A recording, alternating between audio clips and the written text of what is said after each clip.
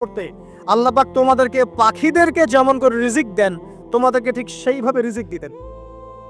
তোমরা কি লক্ষ্য করো না যে পাখিরা খালি পেটে বের হয়ে যায় বাসা থেকে সকালবেলা এবং সন্ধ্যাবেলা ভরা পেটে বাসায় ঢোকে? আপনাকে যে তিনটা হাদিস শোনালাম এই তিনটা হাদিসে একটা শব্দ হচ্ছে কমন। শব্দটা কি বলেন? পাখি। পাখি কে? পাখি। আল্লাহ রাব্বুল আলামিন পাখিদের কাছ থেকে আমাদেরকে শিখতে বলছেন এবং বলছেন যে পাখিদের মনটা হয় খুব নরম, খুব সফট এবং তারা আল্লাহর প্রতি তাওয়াক্কুল করে পূর্ণ মাত্রায়। তারা সকালবেলা ভোরবেলা বের হয়ে যায় এবং সন্ধ্যাবেলা বাসায় ফেরে, খালি পেটে বের হয়, ভরা পেটে বাসায় ফেরে। এবং আল্লাহ পাক সবচেয়ে সম্মানিত মৌত যেটা শহীদের মৌত, সেই শহীদদের আত্মাকে আল্লাহ পাক পাখির রূপ দিবেন। তাহলে পাখিটার বিষয়ে একটা ফোকাস করা দরকার আছে না? আচ্ছা, এখানে আসেন। পাখির মন হচ্ছে নরম।